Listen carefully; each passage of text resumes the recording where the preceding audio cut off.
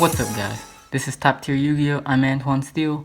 This weekend was ARG Richmond, and I'm going to give you guys my tournament report and a deck profile.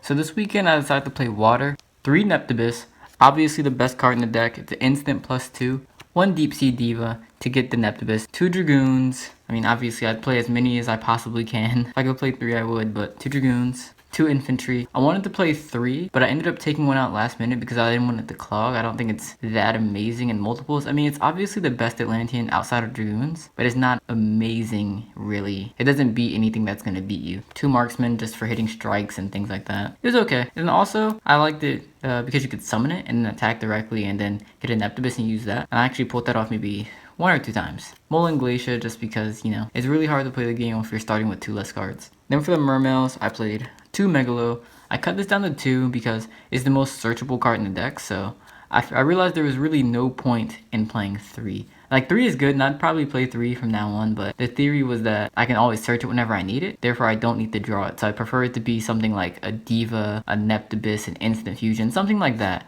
rather than a Megalo, because I'm always going to search a Megalo with one of the Dragoons. So like during most of the combos, you send Dragoons, add Dragoons, and then use the Dragoons to search a Megalo. But if you already have Megalo in hand, there's really nothing good you can search outside of like heavy infantry or, you know, more Neptibus, which, I mean, you're probably going to win this turn anyways. So I really wanted it to be something that would advance that combo, such as like an instant fusion, so I took it out for like upstarts and things like that. 3 Teus. For a long time I was really against playing Mermails. I wanted to play straight Atlanteans, but after trying out Teus, it really makes all of your combos that much better. So like Neptibus in the water, you can put over 8k on board.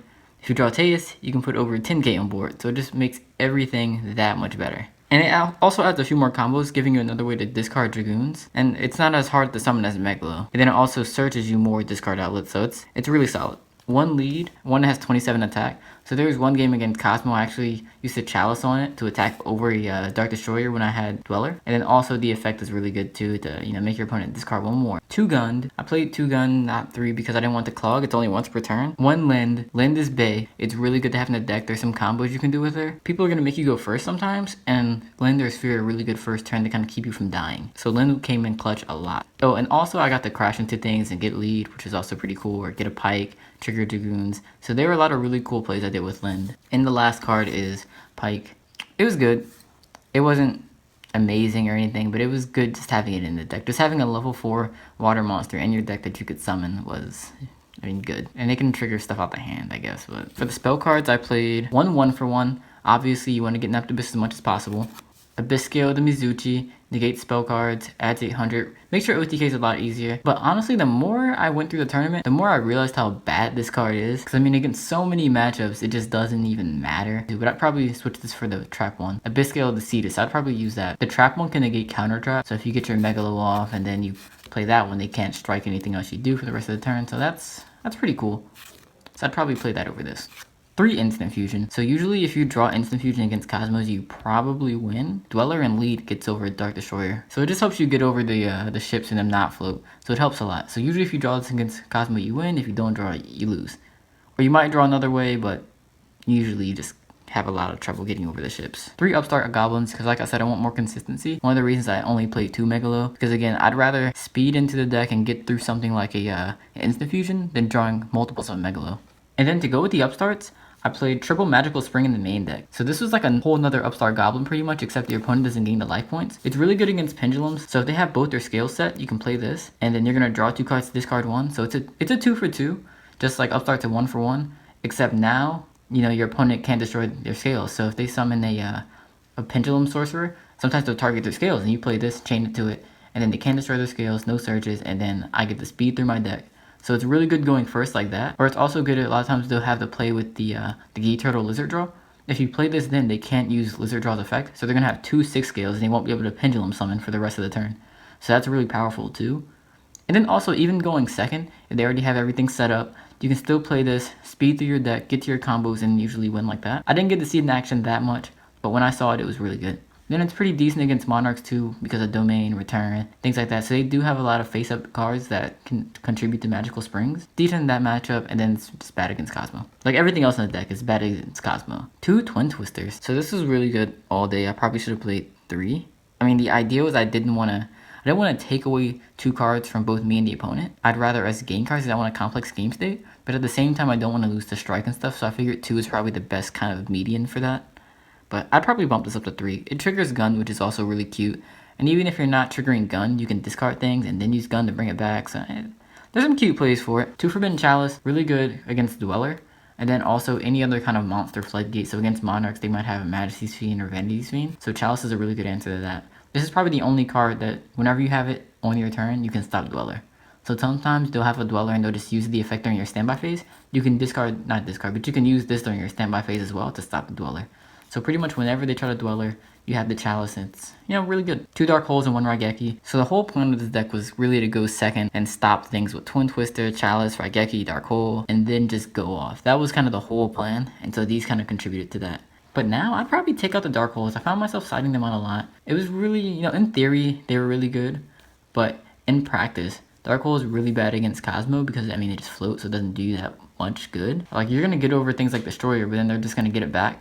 So it doesn't really solve the problem. I'd rather floodgate them.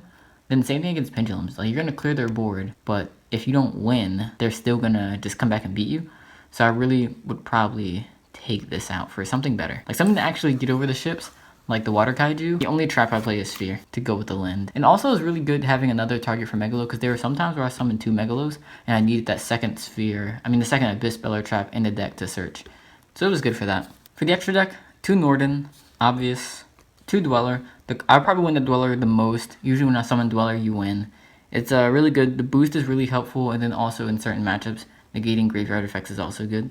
So Dweller helps a lot. Pretty much just attaching your Dragoons whenever you want is pretty solid. 1 Honor Arc. Again, you can trigger Dragoons by detaching it. I did that once. And then for the other rank 4s, I played Cairnigorgon and then Emerald. So the idea behind Cairnigorgon was, during game 2s and 3s, I can floodgate them and then summon Cairnigorgon, and they won't be able to use Twin Twister to get rid of my back row. So like if I were to just have 1 Iron Wall on the field and then Cairnigorgon, they would go for Twin Twister targeting just that one, and then I could just use Cairnigorgon to change that.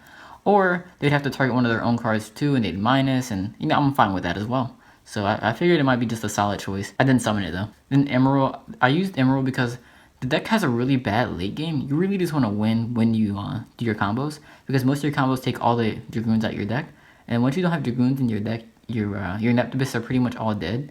Like, they're still useful for sending marksmen or infantry to pop stuff, but they have nowhere near the same power they have when you have Dragoons. And so Emerald was good to put things back in my deck and then summon Neptibus again and be able to go off twice.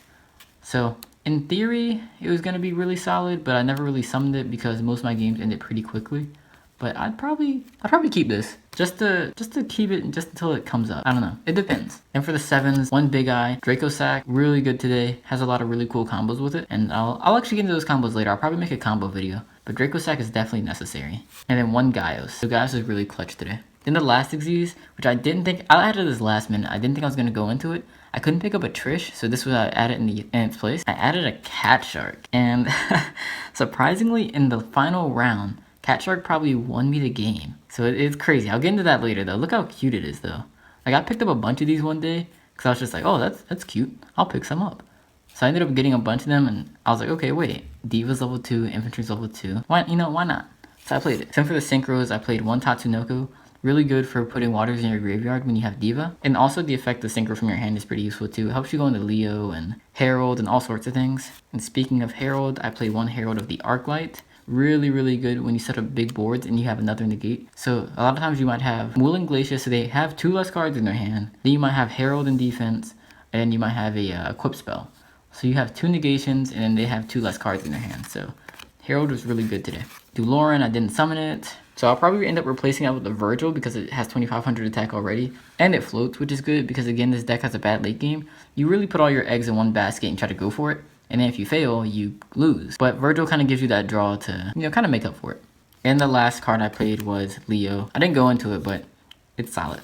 Then for the side deck, I lost one of my sleeves. I don't know where it went. I think it's on my desk somewhere. So I only had 14 sleeves with me. I sided 1 Abyssgale the Kraken. So this card was really good because Mizuchi's, bad, especially against Pendulums. So against Pendulums, I would always side that out for Kraken so I can negate monster effects. Against Kozmo, I kept in Mizuchi, even though it's bad because I need the extra attack to attack over things. Whereas You know, Kraken is only 400, and that's just not enough in a lot of cases, especially against Kozmo. But Kraken was solid. 2 Stygian Dirge. I played this against Pendulums. It was really good. I didn't draw it, but, you know, it's good in theory. Turns all their monsters into level 3s. And, you know, they don't play level 3 Xyz monsters, so if you summon this, they pretty much can't go into their extra deck. I couldn't get any anti-spell fragrances, but honestly, I play a high spell count, so I'm not even sure I would have played it anyways. So I'm pretty happy with what I sided for Pendulums. I also sided 3 Gozen Match for them. I play all water, so Gozen Match doesn't really affect me too much. The Gozen Match pretty much says they can only have 1 attribute in the field. And then even if you have 1 attribute, if you have like, let's say if you have a Luster Pendulum and a Master Pendulum, you can't summon Ignister because Ignister's fire. 3 Iron Walls. I started this for Monarchs and for Kozmo. I don't think I drew it too much, and whenever I drew it, I already, you know, just had game already. So it's kind of icing on the cake. So it didn't really put in too much work this weekend, but I mean, it's solid. I'm definitely going to keep siding it though. The MVP of the side deck was definitely Solemn Scolding. Solemn Scolding won me so many games. The idea behind it was I wanted to go first in games 2 and 3. Because, you know, nobody wants water to go second because they don't want to get OTK'd. And so I wanted to go first and then play Scolding to just kind of negate anything they do. So ideally, I'd go first, take 2 cards out of their hand with Mole and Glacia, and then not summon, but play Scolding so I can negate whatever they do. And it also goes well because you can play it if it's the only set card. So you can have a face-up Floodgate and they won't be able to do anything. So if I'm playing against Kozmo, I can have Iron Wall face-up on the field, and then I can have the set Scolding. So then, since Scolding's the only set card on the field, when they try to do anything, I can activate it, negate it, and I'm in a pretty good position after that. There was one game where I had a Sphere set. So that Sphere set and I had Scolding in hand. So I set Scolding. So then during the standby phase, I played Sphere, got Land, and then when he tried to do something, I played the Scolding, negated it. Then during the end phase, Sphere got destroyed, Lynn got destroyed, I got something, I don't remember what it was, but I ended up winning that game pretty soon afterwards. 2 Veilers, these are awful. I only drew it once against Monarchs, and it just didn't even do anything. They just already opened well. It didn't matter because they had return, so they summoned the Ether, I Veiler it, just, you know, so they don't get the engine going, but then they still had return, so they search another Ether, and then during my turn, they used the Ether to reading their Ether, get the engine going, and it was too much for me to come back from.